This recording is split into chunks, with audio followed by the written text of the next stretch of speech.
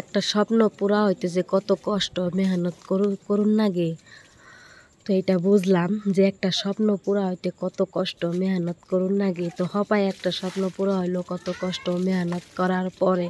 তো ফাইনালি আজকে আমার পাকি করা ঘরটা একদম কমপ্লিট হয়ে গেছে। একদম কমপ্লিট বলতে খালি রং দেওয়া হয় নাই, বাকি সব কমপ্লিট হয়েছে। তো আজকে হয়েছে 3 দিন ধরে পাকি করে থেকে গেছে মিস্ত্রি। 3 দিন পরে আমরা হয়েছে পাকি করা ঘরে ঢুকতাইছি। এই যে ফাইনালি কিন্তু আমি সবগুলা জিনিস একে একে সুন্দর করে পরিষ্কার করে ঘরের ভিতরে আনতাইছি। তো আল্লাহর কাছে লাখ লাখ শুকরিয়া আমার এই পর্যন্ত আসার জন্য। আমি যে এই পর্যন্ত আসতে পারছি, ঘরটা যে পাকি করতে পারছি, আল্লাহর কাছে আমার লাখ লাখ শুকরিয়া। এই আশাটা আমার অনেক দিনের ছিল, সেই আশাটা আমার এখন পুরা হইলো। আরও আশা আছে, লাহে লাহে আমি সবগুলো আশা পুরা করব। তো সবগুলো জিনিস আমি আনতাইছি। এই যে পালেং আনছি, আর সোফার সেট যেগুলো সব আনছি।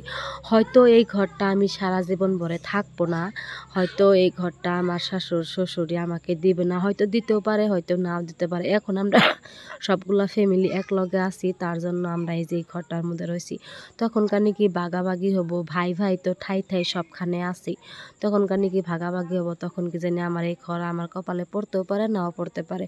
তো এখন যে বর্তমান আছি আলহামদুলিল্লাহ, আল্লাহর কাছে লাখ লাখ শুকরিয়া, অনেক খুশি আছি।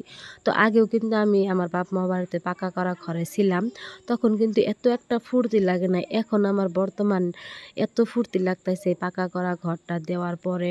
হয়তো ওইটাই আল্লাহর একটা নিয়ামত। বাড়িতে কিন্তু পাকি করা ঘর ছিল, আমি ছোটবেলা থেকে পাকি করা ঘরে আসছিলাম, তখন এত একটা মানে কিছুই লাগে না। এখন যে আজকে যে আমি এই পাকি করা ঘরটার মধ্যে থাকবো, বা একটা আশা করছিলাম পাকি করা ঘর দেওয়ার জন্য, তো আজকে জানি না এমন একটা ফুর্তি লাগতাইছে আমি কইতেও পারবো না। আলহামদুলিল্লাহ।